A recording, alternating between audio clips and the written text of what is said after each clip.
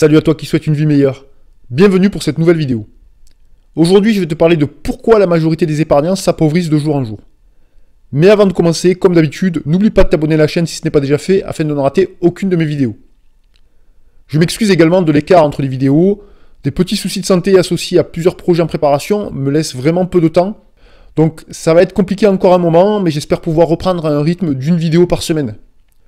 Je m'excuse également auprès de mes amis du Discord, ça fait un moment que j'ai pas pu me connecter, mais je reviens bientôt vers vous. Alors, qu'est-ce que j'ai voulu dire avec ce titre « S'appauvrir grâce à l'épargne ». Pour t'expliquer tout ça, je vais tout d'abord te parler de l'inflation.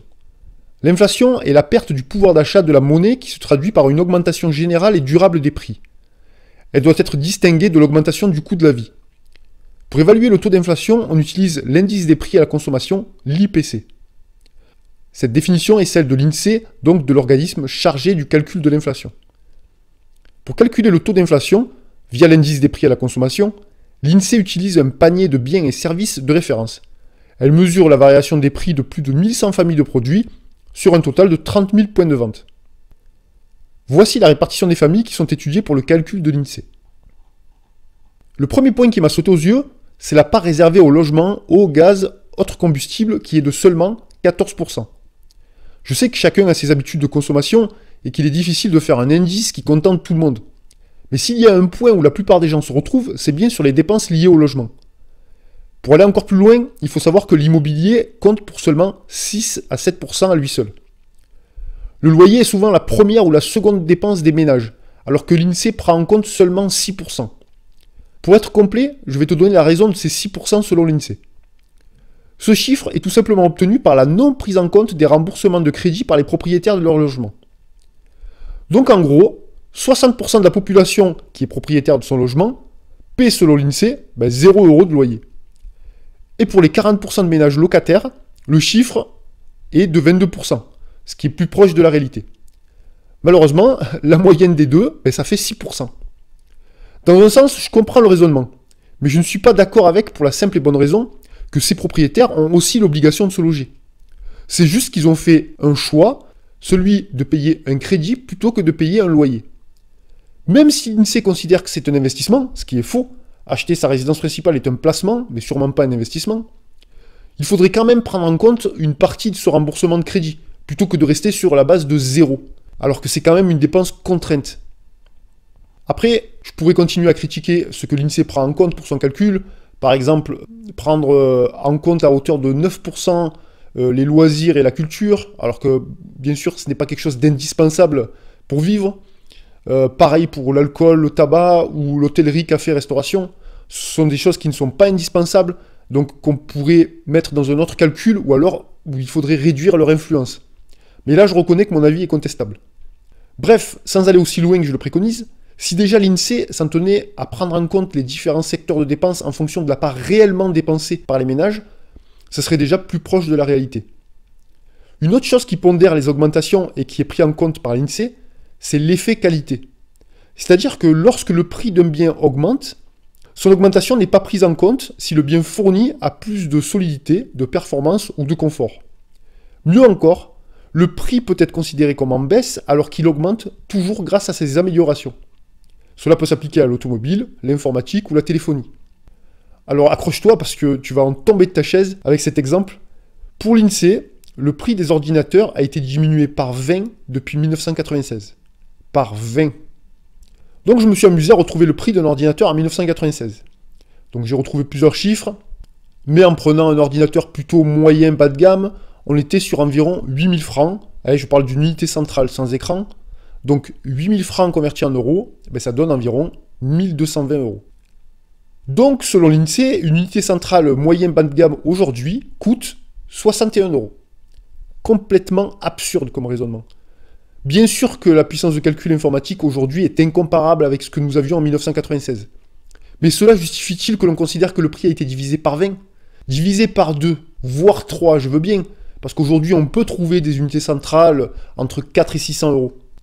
Toujours est-il que ça ne fait pas un prix divisé par 20. Et l'augmentation des performances ne devrait pas autant entrer en compte, puisque même si les PC d'aujourd'hui offrent plus de possibilités pour un prix moindre, il faut quand même les acheter au prix actuel, quelle que soit notre utilisation. C'est comme les téléphones portables. La plupart des gens n'utilisent que 10% des capacités de leur téléphone. Pourtant, ils ne paient pas en fonction de ce qu'ils en font, mais de ce qu'ils peuvent faire. Pareil pour un ordinateur. Certains ne l'utilisent que pour surfer sur le net. Ils n'utilisent donc pas plus de 10% de la puissance de calcul à leur disposition.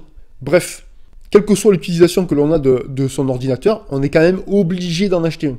Donc dire qu'aujourd'hui un ordinateur offre plus de possibilités et donc coûte moins cher en rapport de ce qu'il faisait il y a 20 ans, c'est complètement débile. Voilà pour l'explication de l'effet qualité. Dans tous les cas, c'est pour cela que depuis de nombreuses années, il y a une énorme différence entre l'inflation réelle, c'est-à-dire celle de l'INSEE, et l'inflation perçue, celle que nous avons vraiment l'impression de subir. Les chiffres sont les suivants. L'inflation réelle est d'environ 1,5% par an depuis le début des années 2000. Alors que l'inflation perçue est environ 3 fois supérieure selon les ménages, qui la situent autour de 5%. Cette perception est confirmée par un organisme indépendant américain qui utilise ses propres chiffres pour analyser les hausses de prix. Et il en a conclu, pour les USA, que l'inflation était bien environ 2,5 fois supérieure à celle annoncée. Je vous mets les liens en description. Si la réalité est tronquée aux USA, je ne vois pas pourquoi elle ne le serait pas en France. Alors le but de cette vidéo n'est pas de parler de théorie du complot ou de choses dans le genre. Certains avancent que cela est fait volontairement pour éviter une hausse des dépenses de l'État qui sont indexées sur l'inflation, comme les aides sociales et les retraites. On peut également admettre qu'il puisse s'agir simplement d'une mauvaise évaluation de ce que les gens vivent. Des grosses têtes qui ne se remettent jamais en question et pensent tout comprendre du monde, il y en a plein. Ils ne pensent pas forcément à mal, ils pensent mal tout simplement. L'INSEE, qui a été attaqué récemment par un économiste qui a écrit un livre sur le sujet, s'est expliqué notamment en justifiant leur méthode comme validée par des experts internationaux et appliquée dans de nombreux pays. Mais je leur dirais, et alors? Ça ne justifie absolument rien. Ce n'est pas parce que la majorité fait une erreur que c'est une bonne chose. Donc c'est un argument bidon. Voilà pour cette longue présentation de l'INSEE et du calcul de l'inflation. Mais maintenant vous allez me dire, quel est le rapport avec le fait d'épargner? Eh bien la plupart l'ont deviné. Si vous vous contentez de placer votre argent sur un livret quelconque, comme le fameux livret A, eh bien rien que comparé à l'inflation selon l'INSEE, vous perdez de l'argent tous les ans. Pour 2018, l'inflation selon l'INSEE a été de 1,8%. Si vous avez placé de l'argent à 0,75%, c'est-à-dire le taux du livret A, eh bien vous avez perdu environ 1% de votre capital. Dans les chiffres, vous n'avez pas perdu d'argent, puisque 1000 € sur un livret A vous ont rapporté 7,50 € sur une année. Et donc vous avez aujourd'hui 1007,50 €. Mais dans la réalité, vous en perdez, puisque avec ces 1007,50 €, vous pourrez acheter moins de choses que lorsque vous en aviez 1000. Donc ceux qui veulent des placements sûrs et placent leur argent sur des livrets A font une erreur. Pire encore, le placement préféré des Français en 2018 était le compte courant. C'est-à-dire que la plupart des gens ne font même pas l'effort de déplacer leur argent en excès sur des livrets et les laissent dépérir sur un simple compte courant non rémunéré dans l'immense majorité des cas. Encore une fois, ça montre que certaines personnes sont les premières à aller, mais ne font rien pour améliorer leur quotidien. Se plaindre à longueur de journée du système, des taxes, des impôts, de la hausse du carburant, de ne pas gagner assez d'argent, c'est perdre une grande partie de son énergie. Se renseigner sur l'argent, les investissements, la manière de dépenser moins et mieux, d'améliorer ses revenus serait beaucoup plus productif. En conclusion, que retenir de tout ça? Eh bien que, dans le moins pire des cas, il faudrait trouver un placement pour son épargne au moins égal à l'inflation selon l'INSEE. Alors normalement, ce devrait être le rôle du livret A. Mais comme je le disais, il faut arrêter de toujours compter sur l'État. Dans l'idéal, il faudrait même un placement qui soit supérieur à l'inflation selon l'INSEE, mais aussi supérieur à l'inflation perçue par les ménages, donc d'au moins 5%. Mais là, je reconnais que c'est pas évident. Pour autant, vous avez compris qu'il fallait faire quelque chose et ne pas rester passif face à cette situation. Ne rien faire, c'est perdre de l'argent à coup sûr. Agir, c'est la possibilité d'en perdre, puisqu'il n'y a pas de placement avec un risque zéro. Mais j'estime que ça vaut le coup, puisque vous avez quand même une chance de gagner de l'argent, alors que sur un livret, vous êtes sûr d'en perdre. Cette vision simpliste, je l'avoue, a le mérite de mettre les choses en perspective et de relativiser les risques inhérents à un investissement, comparé à un livret qui ne sert pas à grand-chose.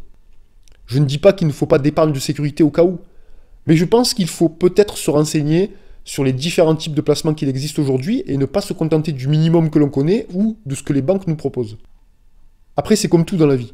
Tu peux continuer à te plaindre d'une situation qui te paraît anormale en attendant que les choses changent peut-être un jour, ou te prendre en main et essayer de trouver une solution par toi-même.